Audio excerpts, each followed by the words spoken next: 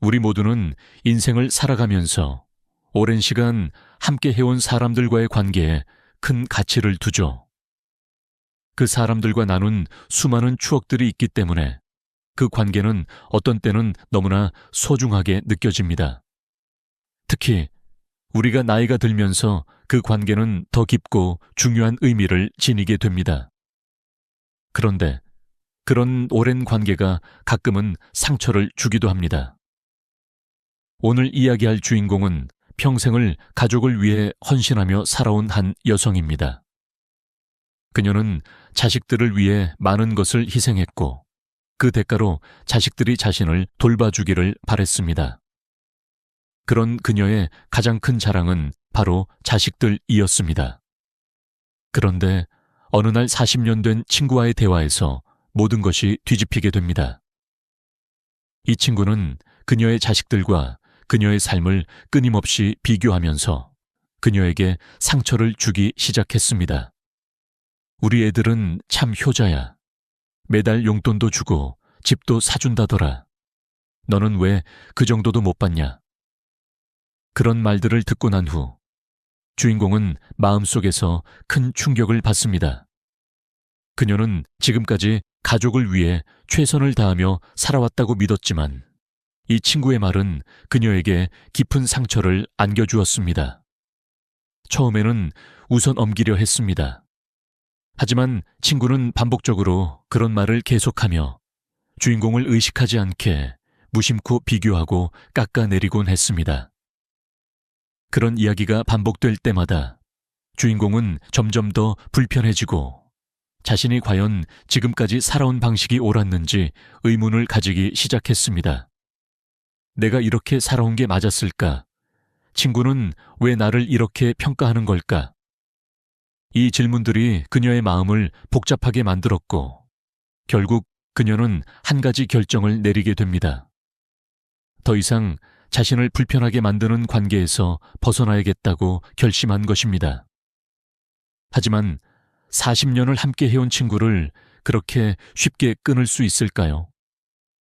그런 고민 속에서 주인공은 계속해서 마음속에서 갈등하며 결정을 내리기까지 많은 시간이 걸리게 됩니다. 이제 우리는 이 이야기를 통해 그 친구와의 관계에서 느낀 감정의 변화를 따라가며 나아가 자신을 위한 삶을 살아가기 위한 방법을 알아보려 합니다. 우리가 오랫동안 관계를 유지해온 사람에게 실망을 느끼는 순간 그 충격은 말로 표현할 수 없을 정도로 큽니다. 특히 그런 사람은 우리의 인생에서 중요한 존재였기 때문에 그 실망의 감정은 더 깊고 아픕니다. 이제 주인공은 오랜 친구로부터 받은 상처에 대해 생각하기 시작합니다. 그녀는 지금까지 그 친구에게 너무 많은 기대를 걸어왔습니다. 40년 동안 함께 해온 친구였으니 당연히 그녀는 그 친구가 자신을 이해하고 위로해 줄 것이라고 믿었습니다. 하지만 현실은 달랐습니다. 친구는 자신이 겪고 있는 어려움과 아픔에 대해 이야기할 때마다 대신 자주 불편한 비교를 했습니다. 그녀의 자식들과 그녀의 삶을 끊임없이 비교하며 너는 왜 그렇게 하지 않느냐라는 말을 반복한 것입니다. 그런 말은 한 번이 아니었습니다. 점차적으로 주인공은 그 친구의 말에 상처받고 있다는 것을 깨달았습니다. 친구가 자신을 위로하기는커녕 그 친구의 말은 오히려 자신을 더욱 불안하게 만들었습니다. 내가 이렇게 해온 게 잘못된 걸까? 내가 그동안 너무 내 자식들에게만 신경을 썼던 건 아닐까? 그녀는 점점 자신을 돌아보며 그동안의 삶에 대해 깊이 생각하게 되었습니다. 이제 주인공은 현실을 마주해야 했습니다. 그동안 자신은 가족과 자식들에게 헌신해왔고 그 대가로 사랑과 배려를 받기를 바랐습니다. 그러나 현실은 다르게 돌아갔습니다. 자식들은 자주 연락을 하지 않고 용돈을 줄 거라는 기대도 허황된 꿈처럼 느껴졌습니다. 그저 엄마, 요즘 바쁘니까 자주 연락하지 마세요 라는 말뿐이었습니다. 그렇게 친구는 그녀에게 계속해서 그녀의 삶을 평가하고 비교하며 결국 친구라는 관계는 더 이상 그녀에게 위로가 되지 않았습니다. 이 상황에서 주인공은 깊은 고민에 빠지게 됩니다. 이 친구와 계속 관계를 유지하는 것이 맞을까? 그런 질문을 스스로에게 던지며 그녀는 점차 자신을 돌아보고 이 관계가 가져다 준 상처에 대해 생각하기 시작했습니다. 결국 그녀는 큰 결정을 내리게 됩니다. 더 이상 불편한 관계에서 벗어나기로 한 것입니다. 이 결정을 내리는 과정은 쉽지 않았습니다. 40년 동안 쌓인 우정과 추억이 한순간에 사라지는 듯한 느낌이 들었습니다. 하지만 그녀는 결국 자신을 더 이상 괴롭히지 않기로 결심합니다. 이 순간이 그녀의 인생을 바꾸는 중요한 전환점이 된 것입니다. 40년을 함께한 친구와의 관계에서 상처를 받은 후 주인공은 이제 자신의 삶을 되돌아보며 큰 결정을 내리기로 합니다. 그동안 그녀는 모두를 위해 살았고 가족과 자식들을 위한 삶에 전념해 왔습니다. 그런데 이 모든 것이 결국 자신을 위한 삶이 아닌 다른 사람을 위한 삶이었다는 것을 깨달은 것입니다. 내가 이렇게 살아온 게 맞았을까? 이 질문은 점차 그녀의 마음을 계속해서 갉아먹었습니다. 주인공은 이제 더 이상 남들에게 맞추는 삶을 살지 않겠다고 결심합니다. 그렇다고 해서 그녀가 자식들에게 사랑을 주지 않겠다는 뜻은 아닙니다. 하지만 그녀는 이제 자신의 감정과 욕구도 소중하게 여길 필요가 있다는 사실을 깨닫기 시작한 것입니다. 자신을 돌보는 일이 얼마나 중요한지 깨달은 주인공은 자신이 그동안 너무 많이 희생했다는 생각이 들었습니다. 그녀는 이제 더 이상 그 누구에게도 자신을 희생하지 않겠다고 결심합니다. 과거에 가족을 위해, 친구를 위해, 남을 위해 살았던 그녀는 이제 자기 자신을 위한 삶을 살기로 마음먹었습니다. 이런 깨달음을 얻기까지 주인공은 많은 시간이 걸렸습니다. 그동안의 삶을 돌아보며 그녀는 왜 그렇게 살았을까라는 자문을 계속해서 하게 되었습니다. 그녀가 가족을 위해서만 살았던 이유는 자신이 그들을 사랑했기 때문입니다. 하지만 그 사랑이 이제는 지나치게 자신을 억누르고 결국 그녀를 괴롭히고 있다는 사실을 알게 된 것입니다. 이 깨달음은 그녀에게 큰 충격이었지만 동시에 큰 해방감을 주기도 했습니다. 이제 주인공은 더 이상 자신을 억누르지 않겠다고 결심합니다. 그녀는 자신이 원하는 삶을 살기로 했습니다. 나이를 먹으면서 이제는 그녀 자신도 존중받을 자격이 있다고 느끼게 된 것입니다. 그리고 이 과정에서 주인공은 자신이 그동안 너무 많이 기대고 또 자신에게 너무 많은 책임을 지우고 있었다는 사실을 알게 되었습니다. 이 깨달음은 그녀에게 중요한 전환점을 맞이하게 해주었습니다. 그녀는 이제 자식들이나 친구들의 기대에 맞추는 삶을 넘어서서 자신이 진정으로 원하는 것을 찾아 나가기 시작합니다. 자기 자신을 위한 삶을 살겠다고 결심한 순간, 그녀는 마음속 깊은 곳에서 느낀 평온함과 자유로움을 경험하게 됩니다. 하지만 이런 결정을 내리기까지 주인공은 큰 용기가 필요했습니다. 40년을 함께해온 친구와의 관계를 끊는다는 것은 결코 쉬운 일이 아니었습니다. 그동안의 추억과 이야기가 한순간에 사라지는 것 같은 기분이 들었을 것입니다. 그러나 주인공은 더 이상 그런 관계에 얽매이지 않기로 결심했습니다. 그녀는 이제 자신의 삶을 살아갈 준비가 되었기 때문입니다. 주인공이 40년 된 친구와의 관계에서 상처를 받고 자신을 위한 삶을 살기로 결심한 이후 그녀의 삶에는 큰 변화가 일어나기 시작합니다. 이제 그녀는 더 이상 누구의 기대에 맞추거나 남들의 시선에 맞춰 살지 않겠다고 다짐했습니다. 하지만 그렇게 살기로 결심하는 것이 쉽지 않다는 것을 주인공은 잘 알고 있었습니다. 자신을 위한 삶을 살겠다고 결심한 후 첫 번째로 주인공이 한 일은 바로 자기 자신을 돌보기 시작하는 것입니다. 그동안 너무나 많은 시간과 에너지를 다른 사람들을 위해 쏟았던 그녀는 이제는 자신에게 집중하기로 결심했습니다. 그녀는 일상 속에서 작은 변화들을 시도하기 시작합니다. 매일 아침 마음을 가라앉히고 자신의 생각을 정리하는 시간을 가지며 이전에는 느끼지 못했던 자유로움을 경험하게 됩니다. 자신에게 시간을 내는 것, 자신이 원하는 것을 추구하는 것, 그것이 얼마나 중요한 일인지를 깨닫게 된 것입니다. 주인공은 더 이상 남들이 원하는 대로 살지 않기로 결심했습니다. 그녀는 자신이 좋아하는 일을 하고 작은 취미를 즐기며 삶의 즐거움을 찾기 시작합니다. 예를 들어 그녀는 오랫동안 미뤄왔던 독서를 다시 시작하고 주말마다 가벼운 산책을 하며 자연과 함께 시간을 보내기로 했습니다. 이런 작은 변화들이 그녀에게 큰 기쁨을 주었고 그녀는 점차 자신의 삶을 즐기기 시작했습니다. 하지만 여전히 한 가지 큰 걸림돌이 남아 있었습니다. 그것은 바로 오랜 친구와의 관계를 완전히 끊어야 한다는 사실이었습니다. 40년이라는 시간이 쌓인 관계를 쉽게 끊는 것은 매우 어려운 일이었습니다. 주인공은 여전히 그 친구와의 추억과 좋은 시간들을 떠올리며 마음속에서 그 관계를 어떻게 정리할지에 대해 고민했습니다. 어느 날 그 친구에게서 연락이 왔습니다. 너 요즘 좀 달라졌어.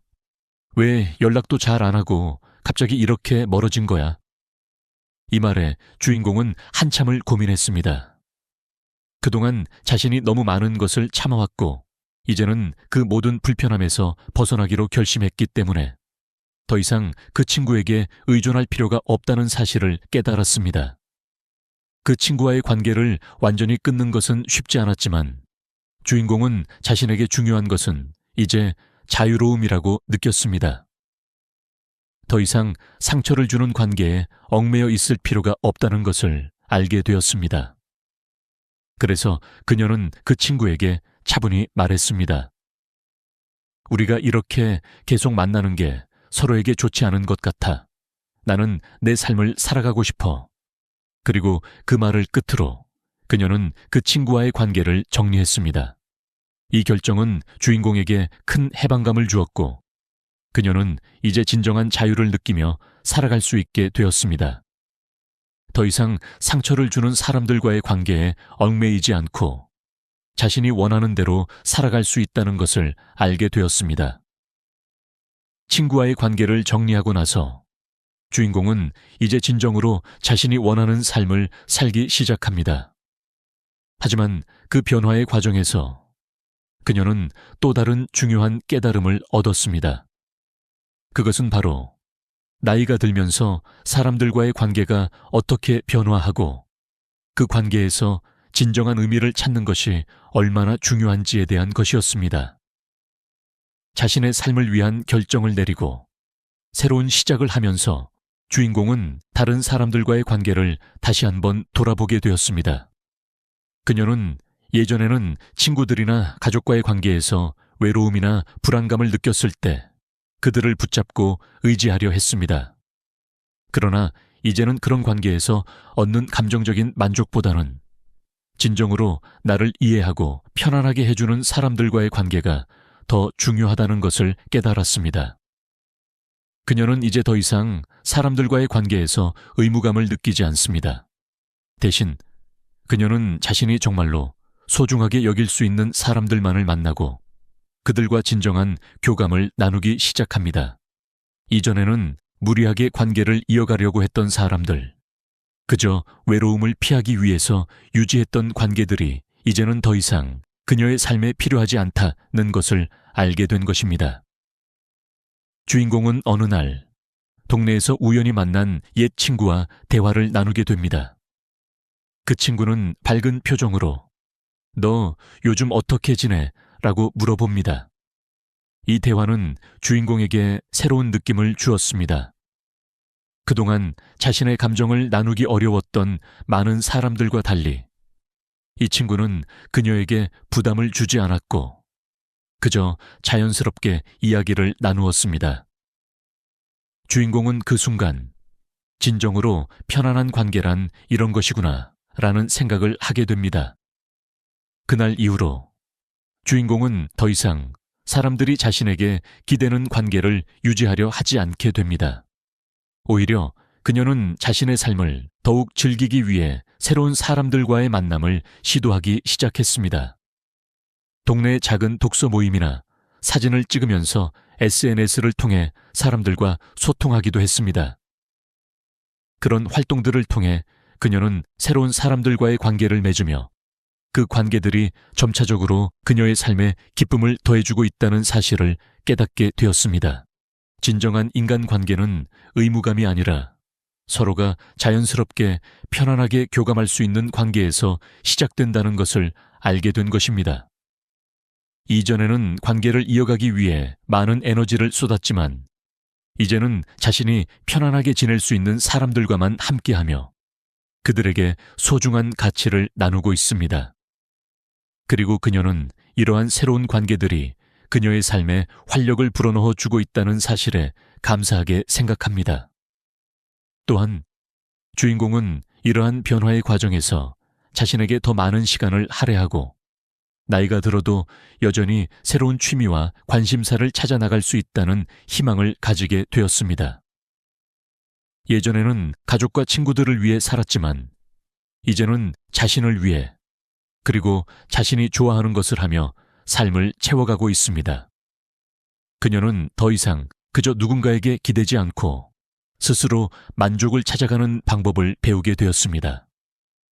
주인공은 이제 나이가 들어가면서 사람들과의 관계에서 무엇이 중요한지 그리고 자신이 진정으로 원하는 삶이 무엇인지를 깨닫게 되었습니다. 그녀는 더 이상 외부의 기대나 다른 사람의 시선에 맞추는 삶을 살지 않겠다고 결심한 이후 점차적으로 자신의 삶을 적극적으로 재조정하기 시작했습니다. 그리고 그녀는 깨달았습니다. 진정한 행복은 외부에서 얻는 것이 아니라 자기 자신을 이해하고 자신이 원하는 것을 따르며 살아갈 때 얻어진다는 것을. 이 모든 변화는 주인공에게 중요한 교훈을 안겨주었습니다. 바로 자신을 위한 삶. 이야말로 나이가 들수록 가장 중요한 가치라는 것이었습니다. 가족을 위해 살고 친구를 위해 살고 때로는 타인의 기대에 맞추기 위해 살아온 그녀는 결국 그 삶에서 자신을 잃어버리고 있다는 사실을 알게 되었습니다. 이제 그녀는 자신이 원하는 대로 자신이 행복할 수 있는 방식으로 삶을 살아가기로 결심한 것입니다. 그녀는 자주 혼자 시간을 보내면서 자신이 좋아하는 활동을 찾아가고 있습니다. 예를 들어 주말마다 자주 산책을 하거나 새로운 책을 읽으며 평온한 시간을 보냅니다.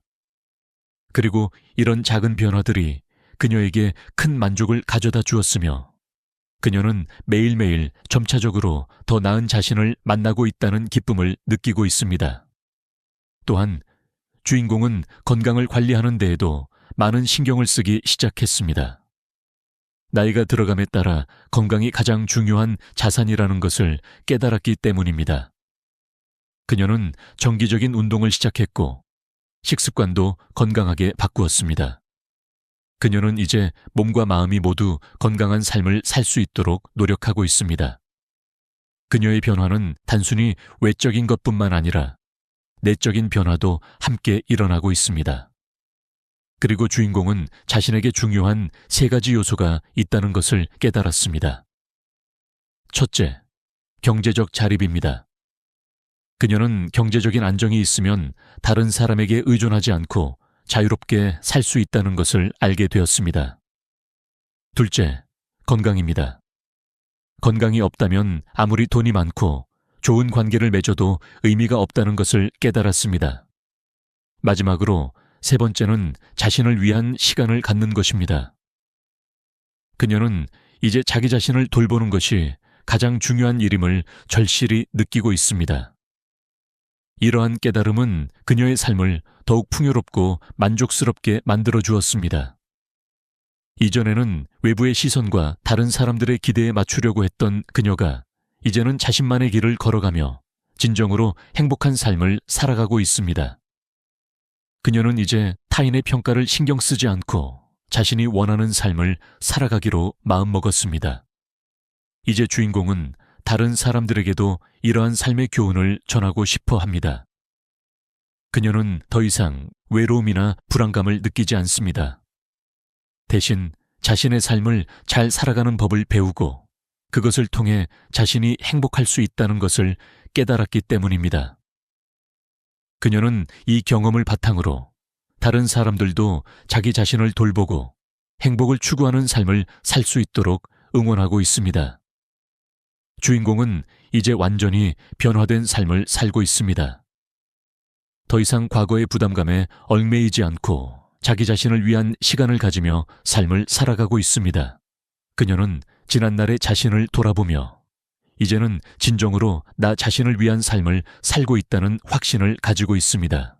그동안 자신을 희생하고 남을 위해 살아온 시간이 있었지만 이제 그 시간이 그녀에게 무엇을 가져다 주었는지를 명확히 알게 되었습니다. 결국 자신을 위한 삶이 가장 중요하다는 사실을 깨달은 것입니다. 그녀는 혼자서도 충분히 행복할 수 있다는 믿음을 갖게 되었습니다. 물론 주변의 사람들과 관계를 맺고 사랑을 주고받는 것도 중요하지만 무엇보다 중요한 것은 자기 자신을 이해하고 존중하는 것이었습니다. 그녀는 이제 과거에 누구나 갖고 싶어 했던 외로움과 불안감을 이겨내고 혼자서도 당당하게 살아갈 수 있는 자신감을 얻었습니다. 내가 정말 원하는 삶은 무엇일까? 이 질문에 대한 답을 찾은 그녀는 더 이상 남의 기대나 타인의 평가에 맞추지 않고 자신만의 길을 가기로 결심했습니다. 그동안 쌓였던 감정과 갈등들을 정리하고 이제는 완전한 자유를 느끼며 살고 있습니다.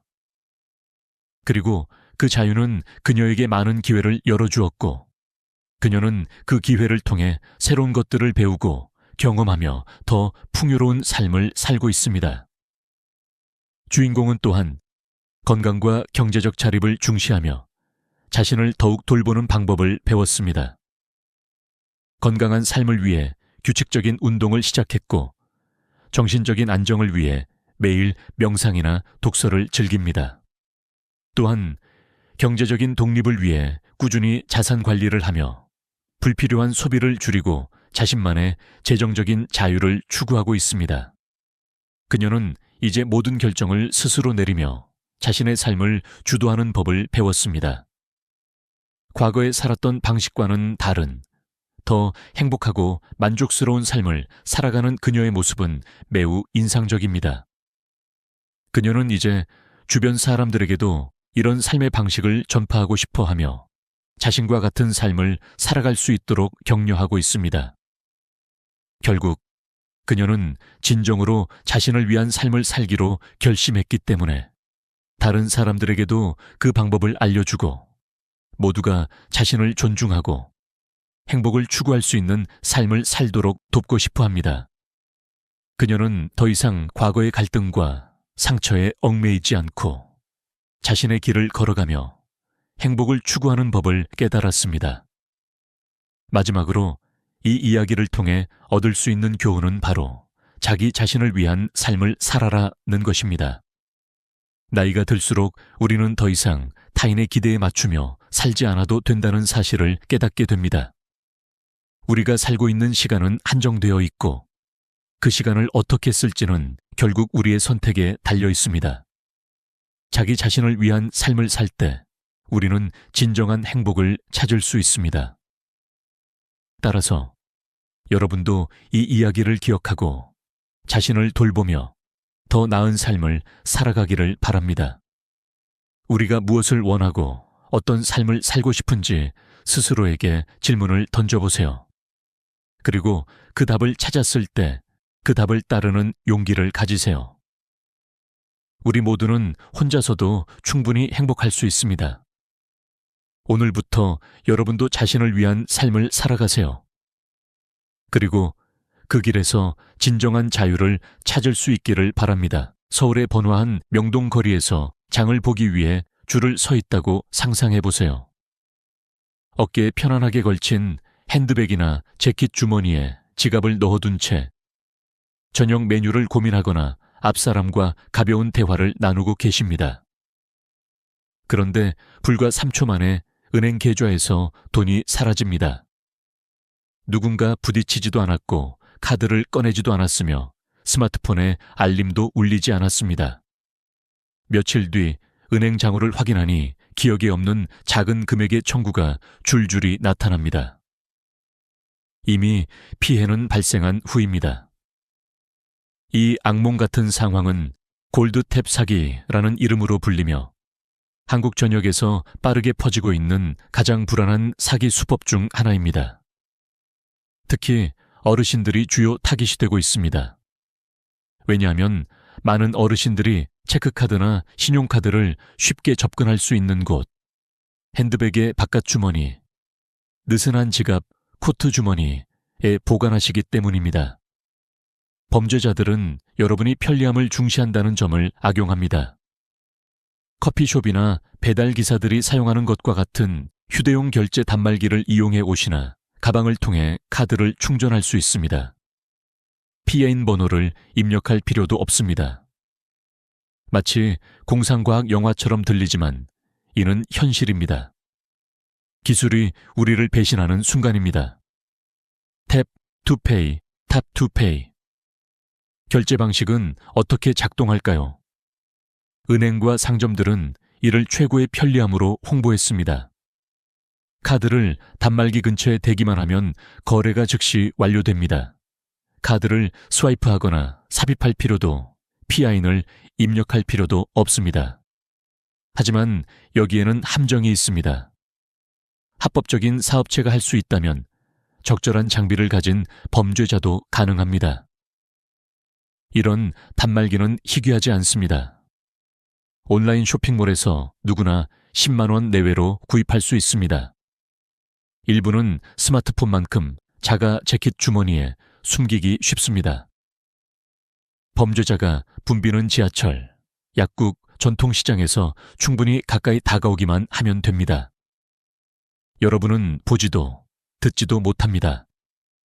하지만 카드의 안테나는 끊임없이 결제 준비 완료라는 신호를 보내고 있습니다.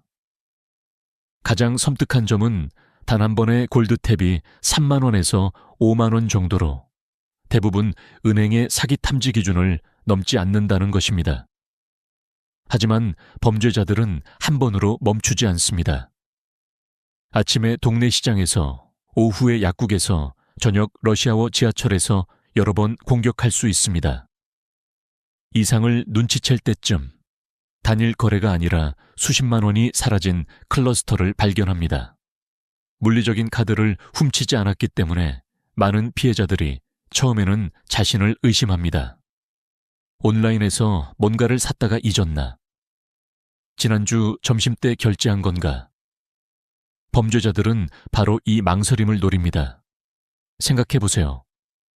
한국에서 발급된 거의 모든 현대 체크카드와 신용카드는 NFC 근거리 무선통신 기능을 탑재하고 있습니다. 카드에 작은 물결 모양의 기호가 있다면 무선 결제가 가능하다는 뜻입니다. 편리하지만 카드가 끊임없이 신호를 방출한다는 의미이기도 합니다. 기능을 의도적으로 비활성화하거나 카드를 차폐하지 않는다면 마치 열린 수표책을 들고 누군가 서명하기를 기다리는 것과 같습니다. 최근 부산에 사는 퇴직 간호사 김영희 씨 74세와 이야기를 나눴습니다. 그녀는 부산 서면의 한 축제에 다녀온 후 18만 원의 미스터리 청구를 발견했습니다. 모든 구매는 6만 원 미만으로 방문하지 않은 상점에서 발생했습니다. 은행에 전화했더니 거래가 유효해 보인다는 답변을 들었습니다. 칩과 탭 기술이 설계대로 작동했기 때문입니다. 김영희 씨는 충격받았습니다. 지갑에서 카드를 꺼낸 적도 없는데요. 하지만 이것이 골드탭 사기의 본질입니다. 카드가 손에 있는데도 돈이 사라집니다. 이 사기는 어두운 골목이나 해외에서만 일어나는 것이 아닙니다. 서울의 약국, 지하철, 교회, 대형마트에서 일어납니다. 범죄자들은 가짜 직원 배지를 달거나 급한 고객처럼 위장합니다. 어르신들을 노리는 이유는 부주의해서가 아니라 접근하기 쉽기 때문입니다.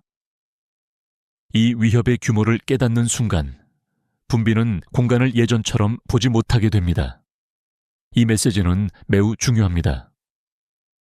보호 없이 체크카드를 들고 다니는 것은 서울처럼 번잡한 도시에서 현관문을 열어둔 것과 같습니다. 오늘은 아무도 들어오지 않을 수 있지만 결국 누군가는 들어옵니다. 한국 전역의 어르신들이 이 교훈을 힘들게 배우고 있습니다. 제 목표는 여러분이 쉽게 배우도록 돕는 것입니다.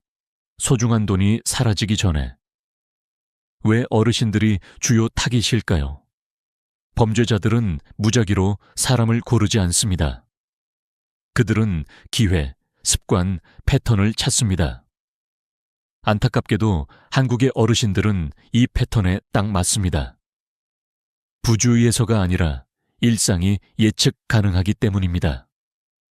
여러분이 소지품을 어떻게 들고 다니시는지 생각해 보세요. 많은 어르신들이 지갑을 코트 주머니나 팔에 느슨하게 걸친 핸드백에 넣으십니다. 약국 카운터에서 영수증을 찾느라 가방을 내려놓으실 수 있습니다. 도서관에서 게시판을 읽으며 지갑을 테이블에 올려놓으실 수 있습니다. 지하철에서 핸드백이 뒤에 있는 낯선 사람과 몇 인치 떨어져 있을 수 있습니다. 이러한 일상적인 순간들이 숨겨진 결제 단말기를 가진 범죄자에게 완벽한 기회를 제공합니다. 지갑을 훔치거나 주의를 분산시킬 필요 없습니다. 단 3초 동안 가까이 다가가기만 하면 됩니다. 기술에 대한 친숙도도 문제입니다. 대부분의 어르신들은 탭투페이가 무엇인지 아십니다. 마트 계산대에서 보셨을 겁니다. 하지만 카드가 지갑에 있어도 이 기능이 항상 켜져 있다는 사실을 모르시는 분이 많습니다. 스와이프나 삽입과 달리 탭 결제는 의식적인 행동이 필요 없습니다. 카드는 범위 내의 어떤 기기에든 신호를 보냅니다. 범죄자들은 이 오해를 악용합니다. 많은 어르신들이 카드를 물리적으로 넘기지 않았으니 결제가 불가능하다고 가정하십니다. 이 잘못된 안심이 그들이 파고드는 틈입니다. 저는 어르신들이 많이 모이는 환경을 의도적으로 노리는 사례를 다뤘습니다. 평일 아침 동네 마트, 노인복지관의 경로당 모임, 약국에서 처방약을 받는 시간. 범죄자들은 직원처럼 보이는 가짜 배지나 클립보드를 들고 자연스럽게 움직입니다. 친구와 대화하거나 동전을 세느라 정신없을 때 그들의 장치가 가방 근처를 스치고 돈이 조용히 사라집니다. 대전의 이정수 씨, 68세는 한 오후에 25만 원을 잃었습니다. 2개의 상점에서 4번의 공격을 받았지만 이상을 깨달을 때까지 몰랐습니다. 또 다른 문제는 인식의 차이입니다. 범죄자들은 어르신들이 작은 무허가 청구를 빨리 발견하지 않을 것이라 믿습니다. 많은 분들이 매일 은행 앱을 확인하지 않거나 종이 명세서가 몇 주 뒤 도착할 때까지 기다리십니다. 이 지연은 범죄자들에게 황금 같은 시간입니다. 10만 원 미만으로 여러 번 공격할 수 있고 은행의 사기 탐지 시스템에 걸리지 않습니다. 광주의 한 여성, 박미경 씨, 70세는 거의 한 달 동안 골드탭 청구를 모르고 60만 원을 잃었습니다. 4만 원 여기, 6만 원 저기 방문하지 않은 상점에서 발생한 청구들이었습니다. 한국의 어르신들은 젊은이들보다 더 조심스러운 경우가 많습니다. 지출을 꼼꼼히 확인하시고 영수증을 2번 점검하시며 지갑을 안전하게 들고 다니십니다. 하지만 골드탭은 이 모든 경계를 우회합니다. 속임수에 의존하지 않고 카드의 내장된 기술에 의존하기 때문입니다. 범죄자들은 경계심이 강한 어르신들도 24시간 신호를 방출하는 시스템에 취약하다는 것을 알고 있습니다. 이 타깃팅이 특히 교활한 이유는 보이지 않는 느낌 때문입니다. 피해자들은 종종 자신을 의심합니다. 커피를 샀다가 잊었나? 체크아웃에서 실수로 탭했나? 이런 자책은 범죄자들에게 유리합니다. 자신을 의심할수록 계좌가 더 오래 비워집니다. 명확히 말씀드리자면 한국에서 60세 이상이시라면 이 사기의 최전선에 계십니다. 약점 때문이 아니라 예측 가능성 때문입니다. 범죄자들은 여러분의 일상, 기술에 대한 신뢰, 지연된 발견을 노립니다. 따라서 지식이 힘입니다. 어떻게, 왜 타깃이 되는지 이해하면 통제를 되찾을 수 있습니다. 의심스러운 청구를 발견했다고 해서 싸움이 끝나는 것은 아닙니다. 많은 어르신들이 은행이 자동으로 모든 돈을 환불해 줄 거라 기대합니다. 하지만 안타깝게도 항상 그렇지 않습니다. 한국의 전자금융거래법은 무허가 거래를 보호하지만 골드탭 거래는 법적으로 회색 지대에 있습니다. 물리적인 카드가 존재하고 비접촉 기능이 설계대로 작동했기 때문에 일부 은행은 이를 허가된 거래로 간주합니다. 피아인 거부, 클론 카드, 해킹된 온라인 계좌가 없습니다. 시스템 관점에서 모든 것이 정상으로 보입니다. 이것이 범죄자들이 악용하는 허점입니다. 기술뿐만 아니라 사기를 증명하는 복잡함에 의존합니다. 저는 클라이언트들이 은행의 가짜 청구에 스크린샷을 보여줘도 이 구매를 하신 게 확실합니까? 라는 답변을 듣는 사례를 봤습니다. 인천의 한 여성 최수진 씨 72세는 은행이 가족이 암시적 허가로 카드를 사용했을 수 있다고 제안한 사례를 겪었습니다. 부산의 한 남성 윤태호 씨 69세는 이상을 발견한 지 10일 만에 보고했지만 계약서의 미세한 글씨가 48시간 내 보고를 요구해 환불을 거부당했습니다. 그때 범죄자들은 28만 원을 들고 사라졌고 은행은 책임을 회피했습니다. 한국에는 강력한 소비자 보호법이 있습니다. 전자금융거래법은 적시에 보고하면 무허가 거래에 대해 책임을 지지 않는다고 명시합니다. 하지만 핵심은 무허가라는 단어입니다. 은행이 거래가 카드 시스템의 정상 규칙을 따랐다고 주장하면 조사를 미루거나 증거를 요구하거나 청구를 완전히 거부할 수 있습니다.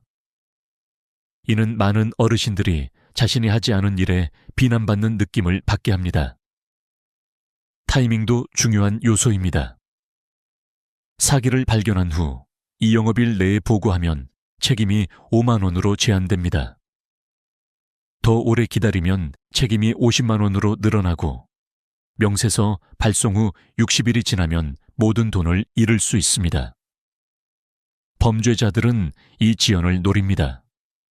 많은 어르신들이 종이 명세서에 의존하며 매일 은행 앱을 확인하지 않는다는 것을 알고 있습니다.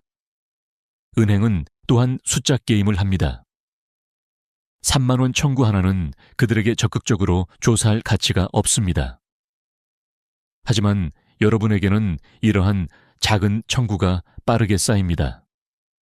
저는 70대 부부 이영철 씨와 김옥순 씨를 대리했는데 그들은 골드탭 시리즈로 90만 원을 잃었습니다.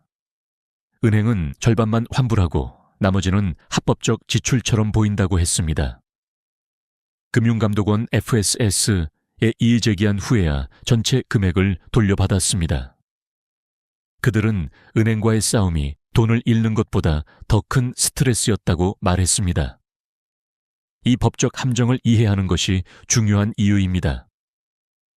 예방이 최선의 방어지만 피해자가 되었을 때 속도와 문서화가 여러분의 동맹입니다.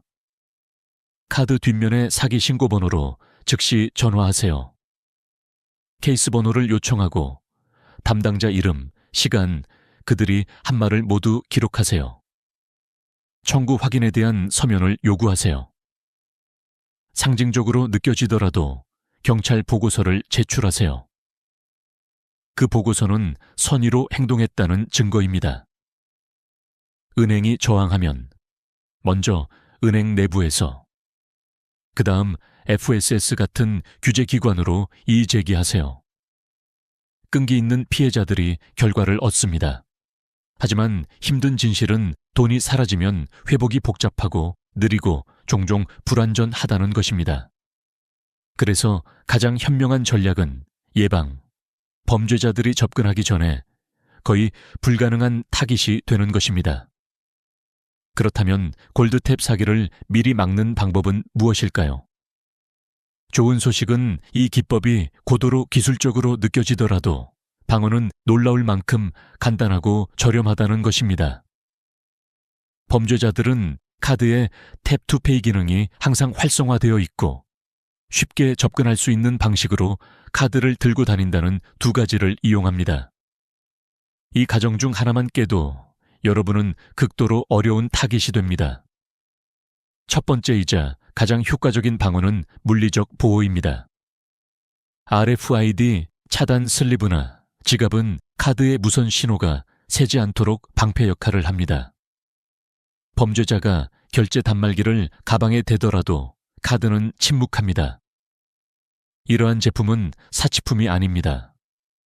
쿠팡이나 11번가 같은 온라인 쇼핑몰, 대형마트, 심지어 동네 문구점에서 5,000원에 구할 수 있습니다. 여러 카드를 들고 다니신다면 모두 보호하세요. 체크카드, 신용카드, 티머니 같은 교통카드까지. 카드에 물결 기호가 있다면 취약합니다.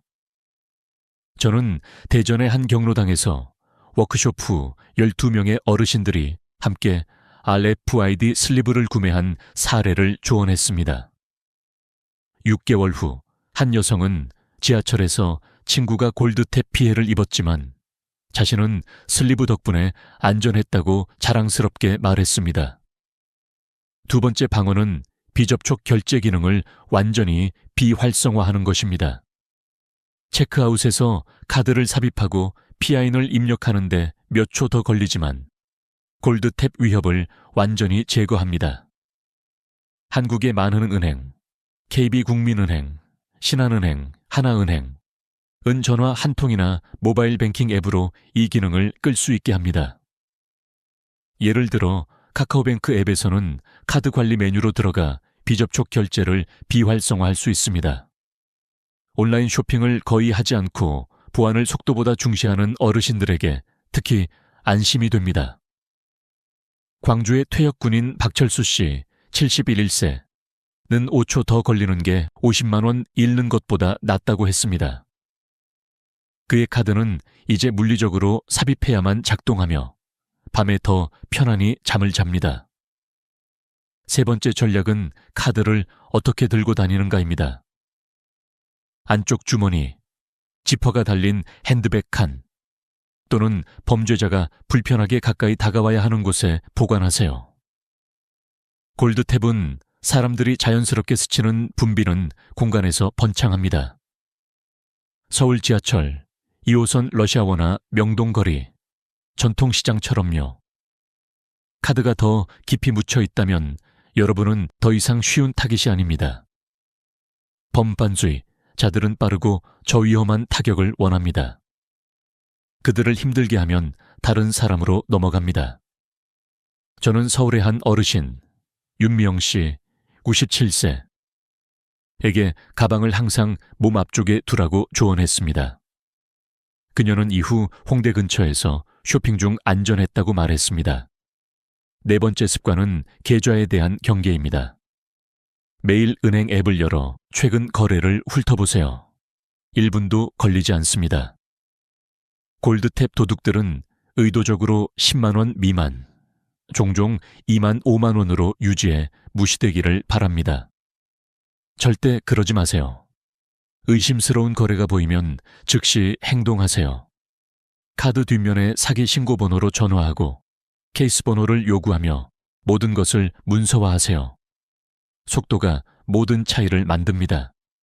제 클라이언트 중 한 명, 부산의 정은주 씨, 59세는 32,000원의 이상 청구를 발견하고 같은 날 보고해 은행이 48시간 내에 환불했습니다. 그 신속함이 추가 피해를 막았습니다. 만약 모든 예방책에도 불구하고 피해자가 된다면 어떻게 해야 할까요? 첫 번째로 은행에 사기 신고 부서에 전화해 카드를 즉시 잠그세요. 보고에 대한 서면 확인을 요청하세요. 그 다음 경찰서에 가서 보고서를 작성하세요. 모든 작은 범죄자를 추적하지는 않더라도 이는 케이스를 강화하는 공식 기록입니다. 모든 것을 문서화하세요. 시간, 담당자 이름, 청구, 스크린샷. 은행이 저항하면 FSS 금융감독원의 온라인 신고 시스템을 통해 이의 제기하세요. 체계적이고 끈기 있는 피해자들이 결과를 얻습니다. 예를 들어 인천의 한 부부는 80만 원 피해를 입었지만 FSS에 신고하고 3개월간 싸운 끝에 전액 환불받았습니다. 그들은 자녀의 도움을 받아 앱 설정을 변경하고 이후 안전했다고 전했습니다. 예방은 단순한 도구나 앱이 아니라 마음가짐에 관한 것입니다. 골드탭 사기는 비밀과 놀라움으로 번창합니다. 그 작동 방식을 이해하고 기본적인 단계를 취하면 범죄자들의 이점을 빼앗을 수 있습니다. RFID, 차단 슬리브, 비활성화된 탭 기능, 더 안전한 지갑 보관 방식, 매일 거래 확인. 이것들로 여러분은 사실상 면역이 됩니다. 이 모든 것을 실천하면 어떤 느낌일지 상상해 보세요. 분비는 마트에서 불안하지 않고 이상 청구를 두려워하지 않으며 은행이 의심하는 답변에 좌절하지 않습니다. 대신 여러분은 통제력을 가집니다. 여러분은 준비되어 있습니다. 이제 여러분께 도전 과제를 드리인세. RFID 차단 슬리브 구매. 오늘 밤 잠들기 전에 쿠팡이나 11번개에서 5,000원짜리 RFID 차단 슬리브를 주문하세요. 가족이나 자녀에게 도움을 요청할 수도 있습니다. 비접촉 결제 비활성화. 은행에 전화하거나 앱에서 탭투페이 기능을 끄세요. 예를 들어 신한은행 앱에서는 카드 설정, 비접촉 결제, 비활성화를 선택하세요. 안전한 보관. 카드를 지퍼 달린 주머니나 안쪽 포켓에 넣어 범죄자가 접근하기 어렵게 하세요. 일일 계좌 확인. 매일 카카오뱅크나 네이버페이 앱으로 거래를 확인하세요. 알림을 설정하면 더 편리합니다. 이 간단한 단계들은 부담이 아니라 방패입니다. 이를 통해 여러분은 가장 쉬운 타깃에서 가장 어려운 타깃으로 바뀝니다. 이 경고가 눈을 뜨게 했다면 이 메시지를 가족, 이웃, 친구와 공유하세요. 골드탭 사기는 침묵 속에서만 작동합니다. 함께 인식을 퍼뜨리고 습관을 만들어 이 보이지 않는 도둑질이 여러분과 소중한 사람들에게 절대 닿지 않도록 합시다. 안전하게, 경계하며 지내세요. 여러분은 범죄자들이 믿고 싶어 하는 것보다 훨씬 큰 보호의 힘을 가지고 있습니다. 여러분, 한번 생각해 보세요. 대화를 나누는 순간 어떤 사람과는 정말 편안하고 자연스럽게 말이 흘러가고 마치 오랜 친구처럼 모든 게 잘 맞는 느낌이 들죠. 그런데 또 다른 사람과는 뭔가 어색하고 불편한 감정을 느낍니다. 말이 막히고 뭔가 틀어진 것 같은 기분이 드는 거죠. 여러분은 왜 그런 차이가 나는지 궁금하지 않으신가요? 그냥 성격 차이겠지 라고 생각할 수 있지만 사실 그게 전부는 아닙니다. 대화에서 느끼는 그 차이는 우리가 사용하는 언어와 표현에서 시작됩니다. 같은 상황, 같은 말을 하더라도 그 말을 받는 사람의 기분은 천차만별일 수 있습니다. 왜 그럴까요? 바로 우리가 사용하는 언어가 상대방의 감정을 어떻게 다룰지에 큰 영향을 미치기 때문입니다. 여러분은 실수했을 때 어떻게 대처하고 싶으세요? 괜찮아, 그럴 수도 있지 라고 말하는 사람에게는 편안함을 느끼겠죠. 반대로 왜 그걸 실수했어? 라고 말하는 사람에게는 더 불안하고 불편한 기분이 들 수밖에 없습니다. 이런 차이가 대화에서 어떤 변화를 일으키는지 여러분도 한번 느껴본 적이 있지 않나요? 이제 여기서 중요한 질문이 생깁니다. 대화에서 상대방을 편안하게 만들어주는 말은 무엇일까요? 바로 괜찮아, 신경 쓰지 마, 그럴 수도 있어 와 같은 간단한 말들이 사람의 마음을 열 수 있다는 점입니다.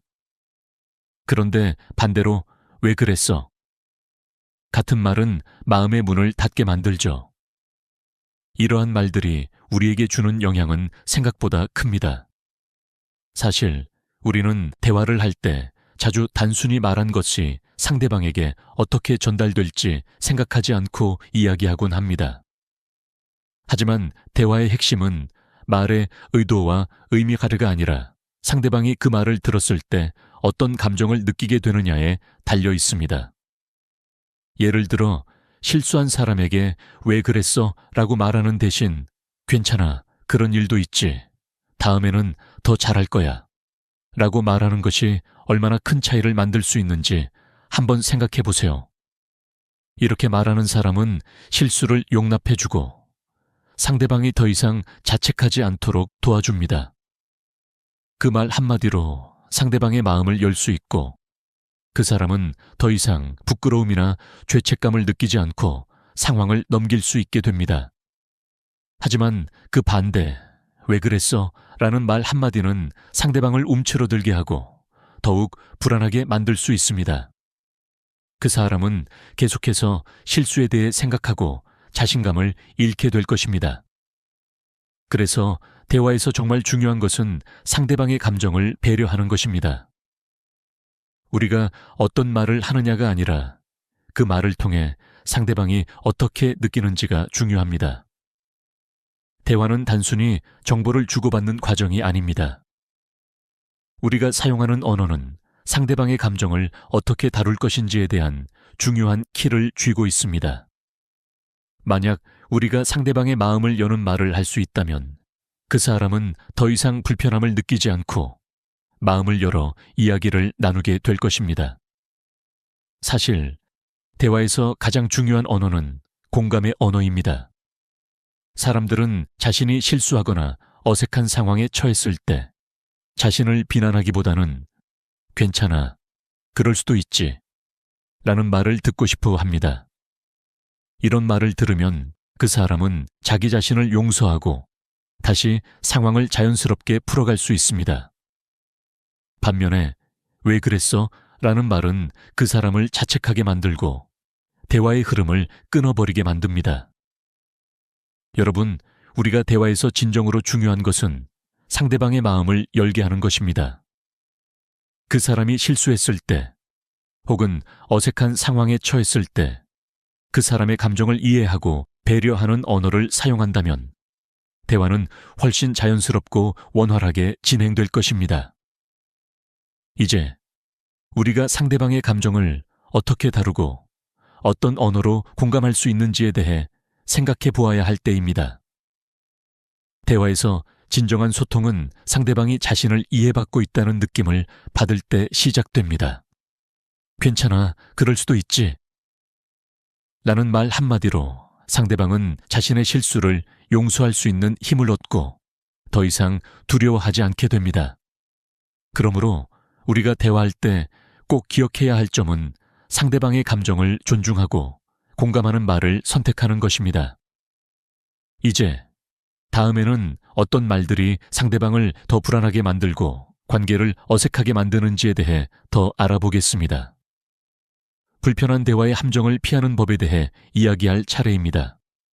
앞서 말씀드린 것처럼 대화에서 중요한 것은 단순히 정보를 주고받는 것이 아니라 상대방의 감정을 이해하고 배려하는 언어를 사용하는 것입니다. 우리가 실수나 어색한 상황에서 상대방에게 어떤 말을 건네느냐가 그 사람의 마음을 여는 중요한 키가 됩니다. 이제 그 언어들이 어떻게 사람들의 마음을 변화시킬 수 있는지 살펴보겠습니다. 예를 들어, 누구나 실수를 합니다. 여러분도 실수한 경험이 있을 겁니다. 그럴 때 누구나 불안하고 죄책감을 느끼기 마련입니다. 실수로 인해 자기 자신에 대한 신뢰가 깨지기도 하고 다른 사람에게 미안한 마음이 들기도 합니다.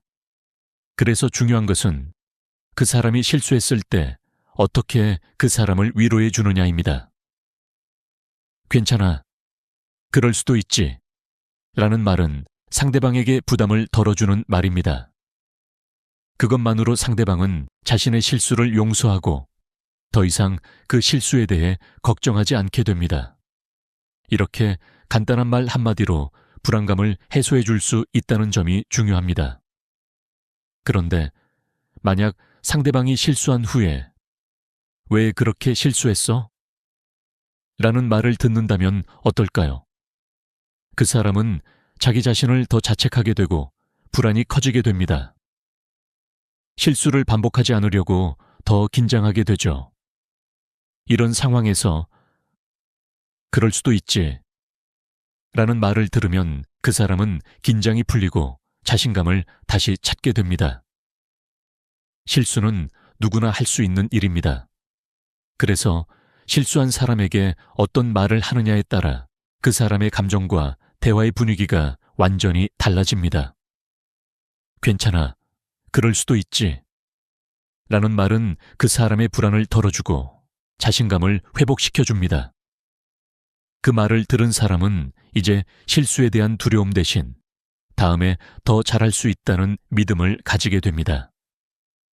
이러한 공감의 언어는 실수에만 한정되지 않습니다. 우리가 일상에서 자주 겪는 불안, 걱정, 스트레스 같은 감정에도 똑같이 적용됩니다. 예를 들어, 중요한 발표를 앞둔 사람, 혹은 중요한 시험을 앞두고 긴장하고 있는 사람에게 어떻게 말을 건넬까요? 괜찮아, 잘 할 수 있을 거야. 긴장하는 건 자연스러운 거니까 걱정하지 마. 라는 말은 그 사람에게 불안을 인정하고 공감하는 말입니다. 그 말 한마디가 그 사람의 마음을 안정시키고 긴장을 풀어줍니다. 반대로, 왜 이렇게 긴장해? 별거 아닌 거 아니야? 라는 말은 그 사람의 불안을 무시하는 말입니다. 이 말은 불안을 더 키우고 그 사람이 자기 감정을 억제하게 만들 수 있습니다. 그렇게 쉽게 할 수 있을 것 같아. 라는 식의 말도 마찬가지입니다. 이건 그 사람의 불안을 해소하기보다는 오히려 더 자기 자신을 의심하게 만듭니다. 이러한 예시는 대화에서 우리가 어떤 말을 하느냐가 얼마나 중요한지를 잘 보여줍니다. 상대방이 느끼는 감정에 공감하고 그 사람의 상황을 이해하는 말은 그 사람을 편안하게 만듭니다. 공감이란 상대방의 감정을 인정하고 그 사람이 지금 느끼는 감정을 그대로 받아들이는 것입니다. 이런 말은 상대방에게 진심을 전달하며 그 사람의 불안을 해소하고 마음을 열게 합니다. 또한 우리가 불안한 상황에서 건넬 수 있는 말은 단순히 위로의 차원을 넘어서 상대방의 자신감 회복을 돕는 중요한 역할을 합니다. 발표나 시험을 앞둔 사람에게 긴장돼도 괜찮아. 너라면 잘 할 거야. 라고 말하는 것은 그 사람에게 자신감을 심어주는 매우 중요한 말입니다. 그 사람은 자신의 불안감을 인정받고 자신이 잘할 수 있다는 믿음을 가지게 됩니다. 반대로, 왜 그렇게 긴장해? 라며 불안감을 무시하는 말은 그 사람을 더욱 위축되게 만듭니다.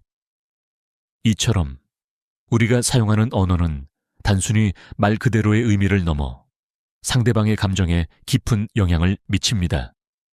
우리가 상대방에게 건네는 말 한마디가 그 사람을 불안에서 벗어나게 하고 다시 마음을 가다듬게 만듭니다. 그러므로 대화에서 중요한 점은 상대방의 감정을 인정하고 존중하는 것입니다. 불안이나 긴장을 해소하고 사람의 마음을 열게 하는 말은 그 사람과의 관계를 더욱 깊고 의미 있는 것으로 만들어줄 수 있습니다.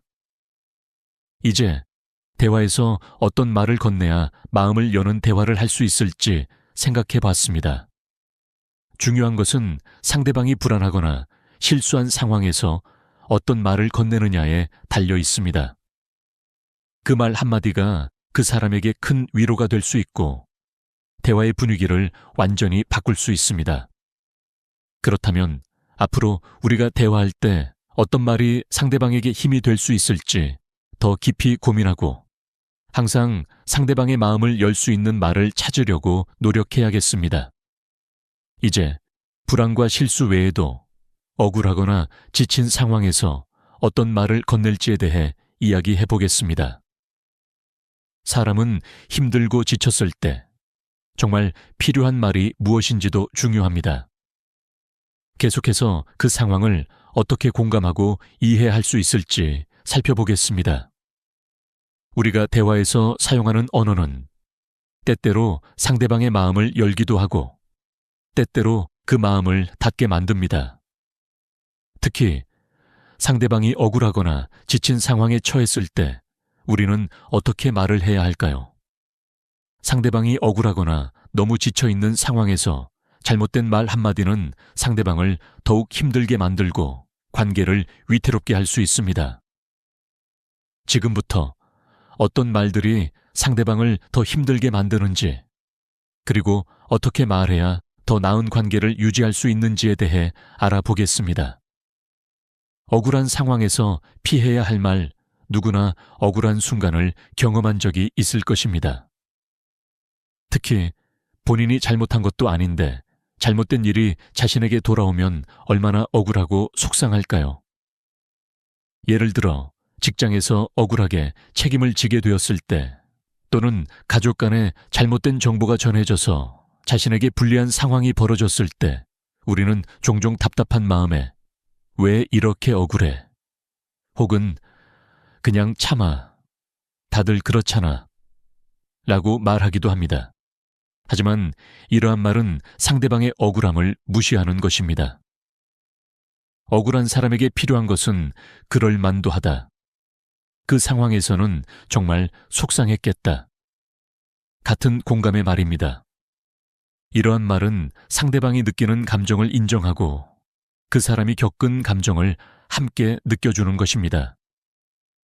그래서 억울한 사람은 자기 감정을 제대로 표현할 수 있고 마음의 짐을 조금 덜 수 있습니다. 반면 그냥 참아, 다들 그런다고 라는 말은 상대방의 감정을 가볍게 여기고 그 사람의 감정을 무시하는 말입니다. 이런 말은 억울한 사람을 더욱 위축시키고 자신이 제대로 이해받지 못하고 있다는 느낌을 들게 만듭니다. 왜 이렇게 억울해?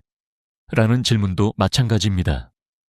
이는 상대방이 억울한 이유를 제대로 설명할 기회도 주지 않으며 그 사람의 감정을 인정하지 않는 태도로 비춰질 수 있습니다. 억울한 상황에서 가장 중요한 것은 상대방의 감정을 인정하고 이해하는 것입니다. 그럴만도 하다. 그 상황에서 얼마나 힘들었을지 이해해. 라는 말은 상대방에게 진심으로 공감한다는 메시지를 전달하며 그 사람이 자신의 감정을 풀고 마음을 조금씩 치유할 수 있게 돕습니다. 지친 사람에게 건네는 위로의 말 다음은 지친 사람에게 어떻게 말을 건넬지에 대한 이야기입니다. 요즘은 모두 바쁘고 스트레스가 많고 체력적으로나 정신적으로나 지친 상태에서 살아갑니다. 특히 과중한 업무와 책임을 떠맡고 있는 사람들은 체력과 정신이 고갈될 때가 많습니다. 이런 사람에게는 그냥 버티면 돼.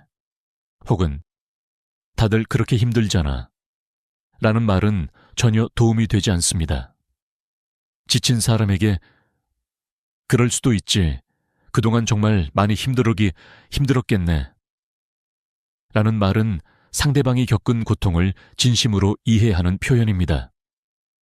이 말은 상대방에게 그동안 자신이 혼자서 힘든 시간을 보냈다는 것에 대한 인정을 받아들이는 기회를 주며 자신의 감정이 무시되지 않았다는 느낌을 받게 해줍니다.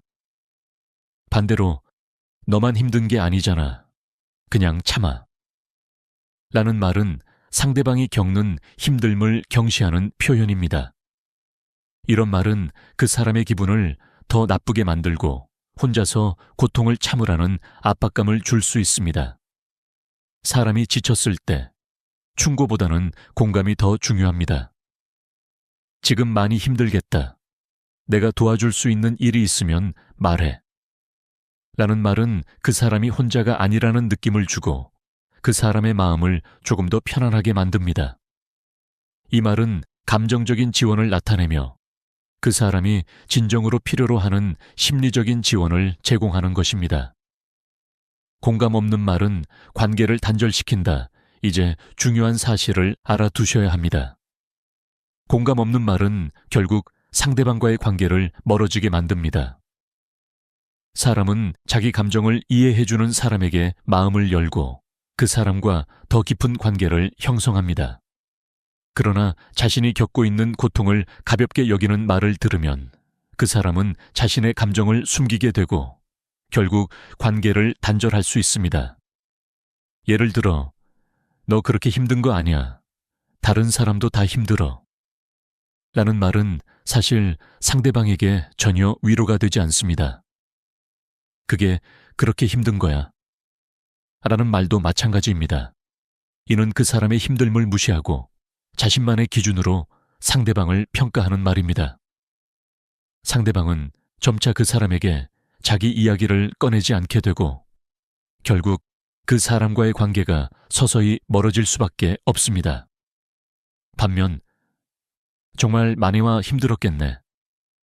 나도 네가 얼마나 힘든지 이해해. 라는 말은 상대방에게 자신의 감정을 이해해주는 사람이 있다는 것을 확실히 전달할 수 있습니다. 이 말은 상대방의 마음을 열게 하고 그 사람에게 편안함을 줍니다. 마무리 대화에서 어떤 말을 하느냐가 관계의 성패를 결정지을 수 있습니다. 특히 상대방이 억울하거나 지쳤을 때 공감의 말을 건네는 것이 중요합니다. 우리가 아무리 좋은 의도로 말을 한다 해도 그 말이 상대방의 감정을 해치지 않도록 신경 써야 합니다. 그리고 상대방의 감정을 진심으로 이해하고 공감하는 말이 그 사람과의 관계를 더욱 돈독하게 만들어줍니다. 이제 여러분이 대화할 때 상대방의 감정을 배려하고 공감하는 말을 꼭 기억해 주세요. 그 한마디가 사람의 마음을 열고 관계를 더욱 아름답게 만들어줄 것입니다. 이제 대화에서 어떻게 상대방의 마음을 열 수 있는지에 대해 더 깊이 알아보겠습니다. 앞서 이야기한 것처럼 대화에서 가장 중요한 것은 상대방의 감정을 이해하고 공감하는 것입니다. 대화를 나누면서 우리가 사용하는 언어가 그 사람의 마음을 여는 열쇠가 될 수 있다는 점을 명심해야 합니다. 많은 사람들이 상대방이 겪고 있는 어려움이나 감정을 진심으로 이해하지 못한 채 말을 하는 경우가 많습니다. 이럴 때 상대방은 대화가 끝난 뒤에도 그 감정이 해소되지 않은 채 마음속에 쌓여만 가고 결국 관계에 금이 가기 시작합니다. 그런데 우리가 상대방의 감정을 진심으로 이해하고 공감하는 말을 건넬 수 있다면 그 사람은 다시 마음을 열고 우리와의 관계가 더욱 깊어질 수 있습니다. 대화에서 마음을 여는 방법. 상대방의 감정을 인정하고 그 감정에 공감하라. 사람은 자신의 감정을 인정받고 싶어 합니다.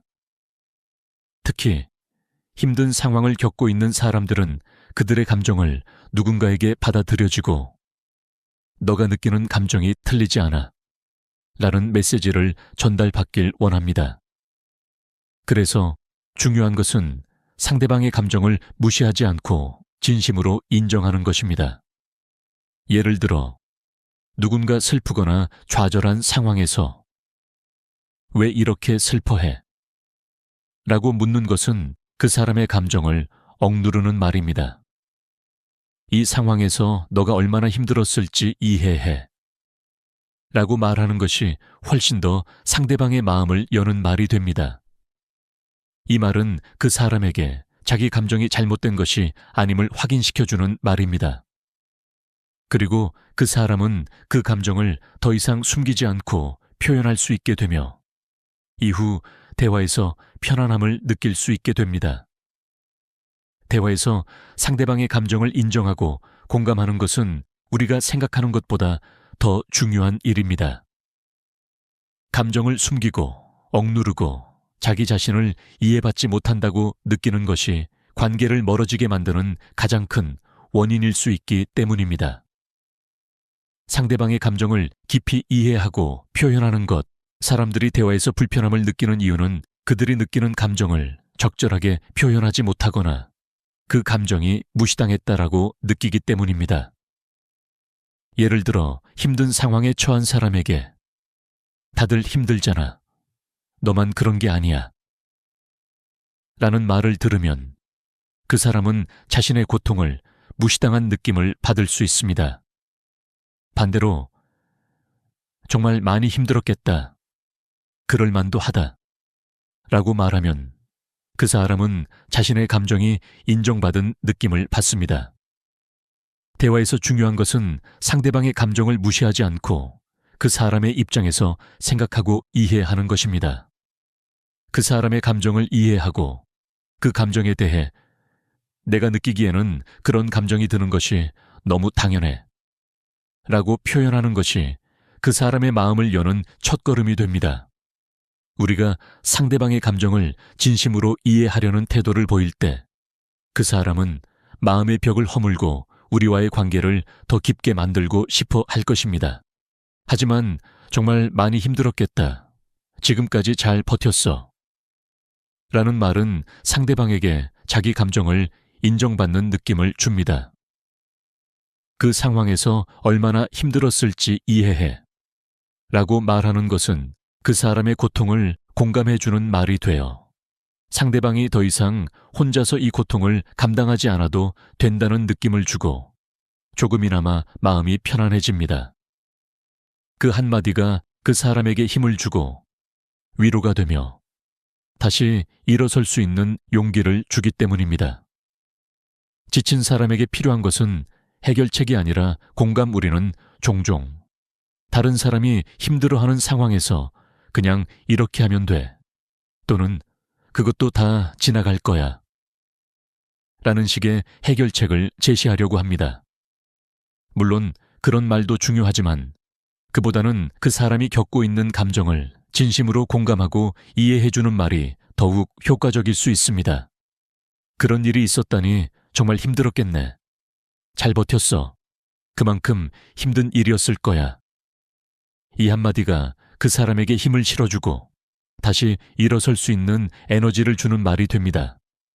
지친 사람에게 우리가 해줄 수 있는 가장 큰 위로는 그 상황에서 얼마나 힘들었는지 이해한다. 는 말입니다. 이 말은 그 사람에게 자신의 고통이 인정받고 있다는 느낌을 주기 때문에 위로의 힘이 더욱 강력해집니다. 반면 그냥 조금만 더 참고 버텨 라고 말하면 그 사람은 더 이상 자신을 표현하지 않게 될 수 있습니다. 왜냐하면 그 사람은 이미 충분히 버티고 있는 상태이기 때문입니다. 그런 말을 들으면 오히려 그 사람은 자신의 고통이 가볍게 취급된다라고 느낄 수 있습니다. 불안한 사람에게 건네는 말, 불안한 사람에게 가장 중요한 것은 그 사람의 불안감을 인정해주고 그 불안감을 자연스럽게 해소할 수 있도록 돕는 말입니다. 중요한 발표를 앞둔 사람, 시험을 준비하는 사람, 혹은 어떤 일이 잘못될까봐 걱정이 많은 사람에게 어떻게 말을 건넬까요? 우리가 흔히 많아서 걱정하지 마. 다 잘 될 거야. 라고 말하는 것, 물론 긍정적인 의도에서 하는 말이지만 사실 그 말은 불안감을 쉽게 무시하는 말이 될 수 있습니다. 그 말은 그 사람의 불안을 해결하기보다는 너는 불안해할 필요 없어. 라는 식으로 상대방의 감정을 무시하는 결과를 낳을 수 있습니다. 대신 불안한 건 당연한 거야. 중요한 일이니까 긴장도 되고 걱정도 되지. 하지만 너라면 잘 할 거야. 라고 말하는 것이 훨씬 더 효과적입니다. 이 말은 그 사람의 불안감을 인정하고 그 불안이 자연스럽다는 것을 이해해주며 그 불안을 해결할 수 있는 힘이 그 사람에게 있다는 메시지를 전달합니다. 걱정되는 부분이 뭐야? 네가 걱정하는 게 무엇인지 말해봐. 라고 말하면 그 사람은 불안의 원인을 스스로 정리하고 그 불안을 덜어내는 과정을 겪을 수 있게 됩니다. 또한 긴장하는 건 자연스러운 거니까 너라면 잘 해낼 수 있을 거야. 라는 말을 들으면 그 사람은 자신감을 얻고 다시 평온을 되찾을 수 있습니다. 실수와 불안 속에서도 위로와 격려가 중요하다. 때때로 실수나 불안으로 가득 찬 상황에서는 단순히 해결책을 찾으려 하거나 그냥 그렇게 해 라는 식의 명령적인 말보다는 상대방의 감정을 먼저 인정하고 공감해주는 말이 훨씬 중요합니다. 우리는 누군가가 실수나 실패를 겪고 있을 때 그 사람의 감정을 존중하고 위로하는 태도를 보일 때 그 사람은 점차적으로 자신감을 되찾고 그 상황을 헤쳐나갈 힘을 얻게 됩니다. 특히 불안한 사람에게는 그 불안감이 인정되고 존중받을 때 그 사람은 자신을 더 이상 부정하지 않게 되고 자신의 감정을 표현할 수 있는 용기를 얻게 됩니다. 이를 통해 우리가 상대방에게 건네는 말 한마디가 얼마나 중요한지 알 수 있습니다. 위로와 격려는 단순한 말이 아니라 그 사람의 마음을 여는 강력한 도구가 됩니다. 마무리 사람들은 위로와 격려가 필요할 때 진심으로 그들의 감정을 이해하고 인정하는 말 한마디를 들을 때 마음의 짐을 덜고 다시 일어설 수 있습니다. 우리가 대화할 때 상대방의 감정을 공감하고 그 감정을 존중하는 언어를 사용하는 것이 그 사람의 마음을 여는 첫걸음입니다. 이러한 언어는 단순한 위로를 넘어서 그 사람의 삶에 긍정적인 영향을 미치고 자신감을 북돋워주는 말이 됩니다. 이제 우리가 대화할 때 상대방의 감정을 이해하고 공감하는 한마디가 얼마나 중요한지 알게 되었기를 바랍니다.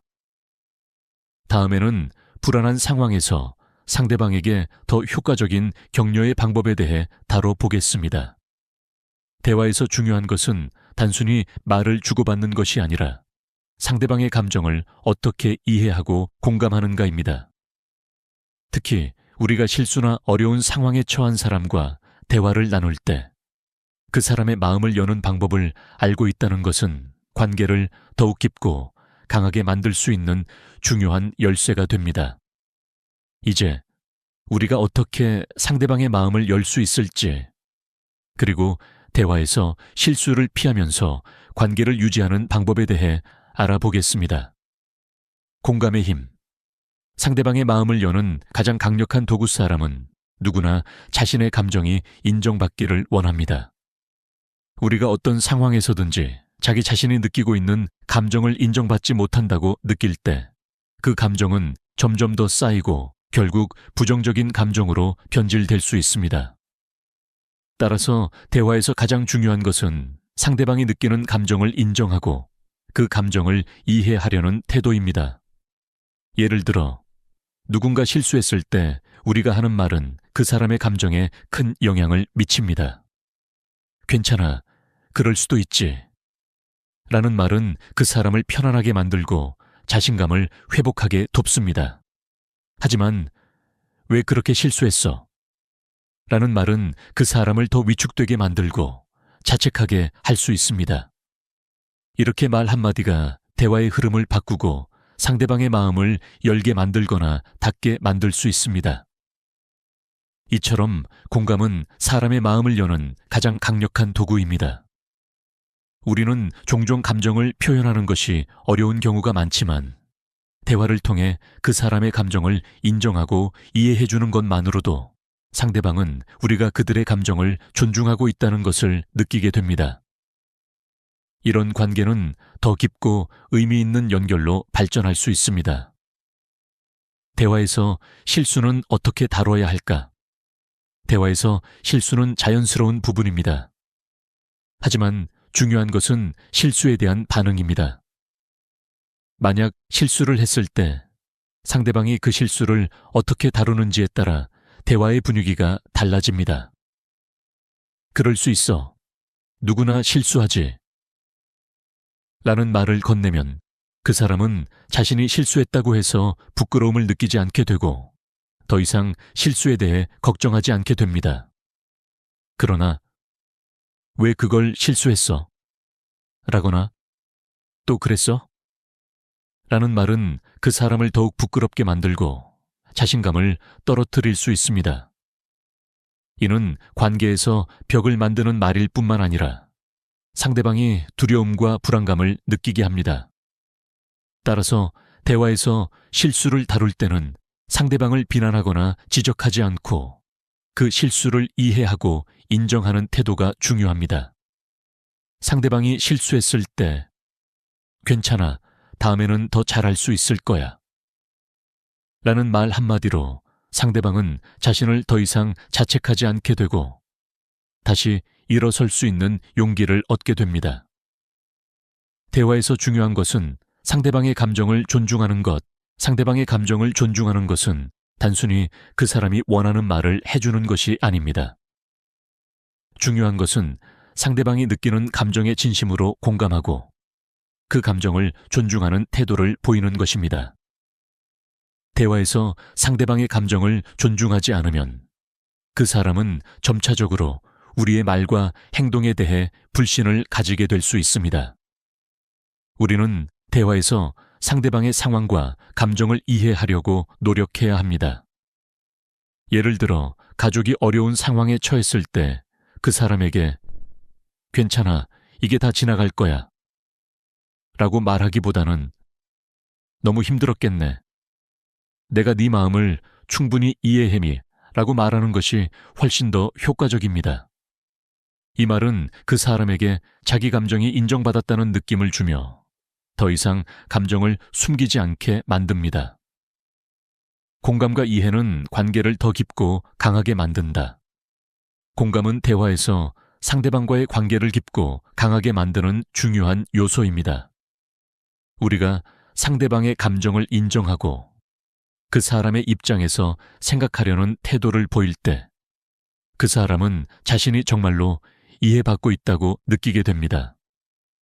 이렇게 상대방의 감정을 존중하고 공감하는 태도를 가지면 더 깊은 신뢰와 이해가 생기고 관계가 한층 더 강해집니다.